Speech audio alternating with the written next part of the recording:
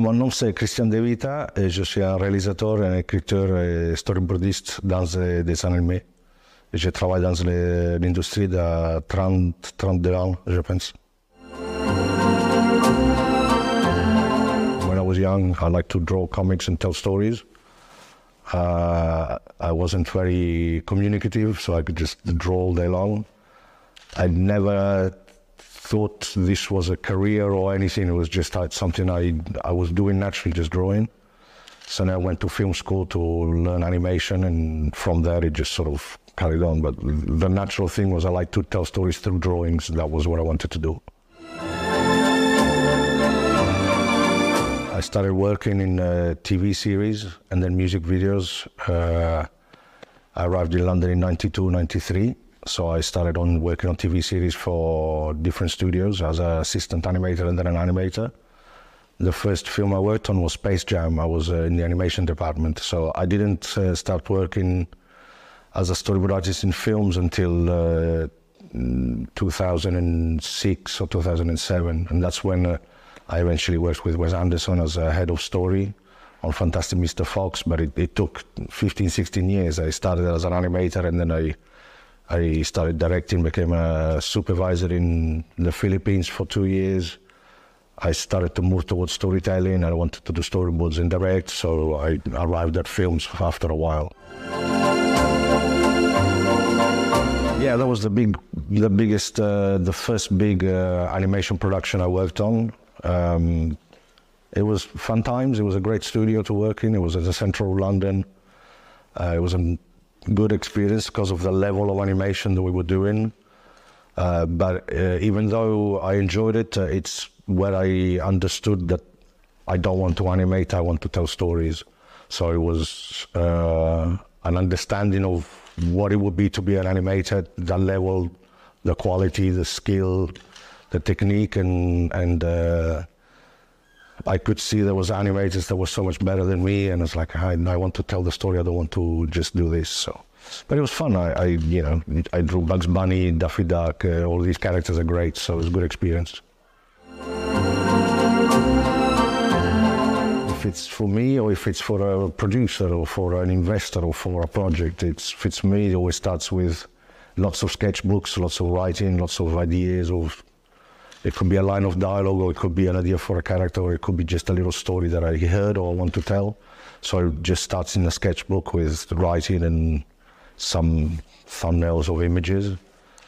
And then it moves on to digital. When I think there's something that works, I will just start sketching and drawing and writing more in detail what the project could be.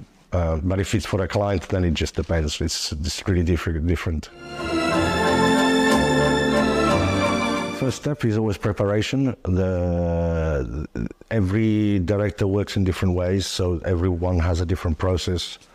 And as a storyboard or story artist, you need to learn the style and the technique and the pipeline that they use, so that your work becomes easier. Because ultimately you have deadlines to meet. So if I'm directing, I have my work process that's easy for me. But if I'm working for a director, you have to become and learn what their process is. So with Wes Anderson was very different from Tim Burton, is very different from other directors. You just have to learn that quickly and then research the style. It's just a lot of research and a lot of test and trial and error. He's a director that knows what he wants. He's very detailed in some particular things. I enjoyed working for him because I was allowed to express my drawing style, which nobody ever asked. So I always draw in many different styles because I didn't have a style. I was an animator, and Wes was the first person who said, "I like your drawing style. We want you to draw like that." And his story process is very different from other directors. He already has an idea of how the script should be visualized. He gives you thumbnails. It's quite you become more of a tool, a pencil than, but with other directors like Tim Burton is more open to ideas, to pitch new thoughts about how the scene should evolve. So on Frankenweenie, we were allowed to work the script through the storyboard more. it was an interesting process because it was the first time I was more involved in the discussions about the merchandising and the marketing and the brand of the show, because it's such a big thing to produce preschool shows which are aimed at selling toys and merchandising.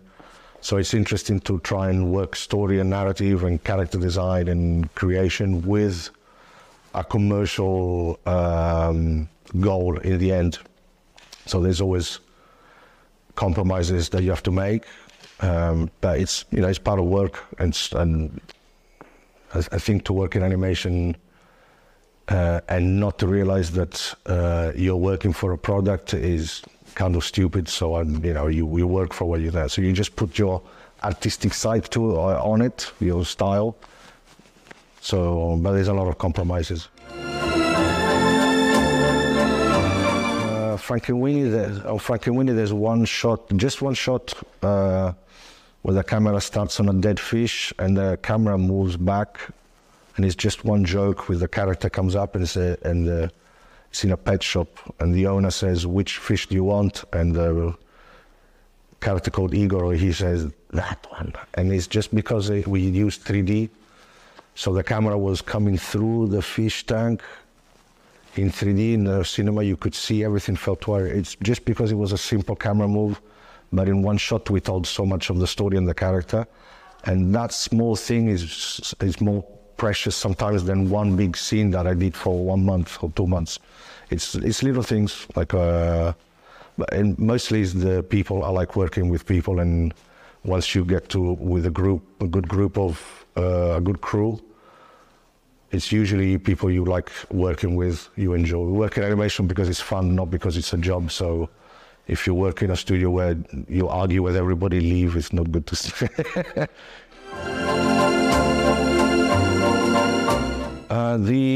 I think the discussion about choosing 2D or 3D is still relevant, but because there are so many ways of blending tools and mixing media, more now than there was before, there isn't such a big divide between one camp and the other. It's difficult for me to make any form of real... I like 2D, I like to draw, and that's my thing, but I worked in stop motion, in 3D, and cut out, and I enjoy them all in equal measure, but I prefer to draw myself. But for me, as a director and writer, the important thing is always the story. So I don't like to pick a style or a genre before I know the story and the character. So I could want to do something in 2D if it's right for the project, or I could think in 3D if that's better. It's difficult to say, because for me every project has its own identity. I don't want to put my strictness on it. So I would say do everything if you can. I'm going to be the godfather for the students' films this year, which is a great honor. The last time I was here was many years ago, and it was only for one afternoon, so I didn't get a chance to experience Rubika, so I'm looking forward to it. So I'll meet all the students today, and then from tomorrow there will be lessons and there will be the rest. This week I'll be at Rubika to talk through, obviously, my experiences. I'm not a teacher, so I like to discuss and talk and explain the way I work, going from a script to a finished storyboard and a finished animation, the problem solving and the pipeline and the production solutions and artistic solutions that can be applied over the course of what is basically visual narrative. I like to talk about story, but obviously it impacts on storyboarding, and it impacts on the way I like to do animation, and also on the final product, because you have to add so many elements. So it's not just storyboarding, because for me storyboarding is acting, storyboarding is directing, storyboarding is editing, storyboarding is production solutions. So when young people think I want to storyboard, they think just of drawing in a box. It's everything that's outside the box that's just as important. And it took me a long time to learn that, because it's never just you and your pen and the paper. There's a lot of people behind you that have an influence in what you do. So it's quite important. It's personal experiences, I guess, but they are applicable to animation process, for film, music videos, commercials, TV, on different scales. Is what I've done for 30 years, so it's what I like to talk about.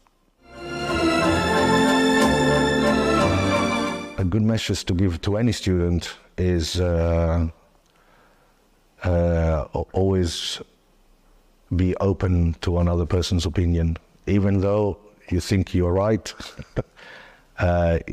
you have to convince the other person in a diplomatic and intelligent way. Animation is a constant debate with people who think they have better ideas than you, and you have to convince them all. So always be open to other people's opinions and ways of doing things, because they improve the work.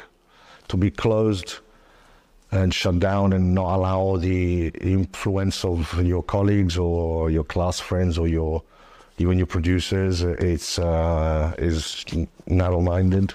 So animation is a community and it's a work of togetherness. So generally, be open to influence. It helps.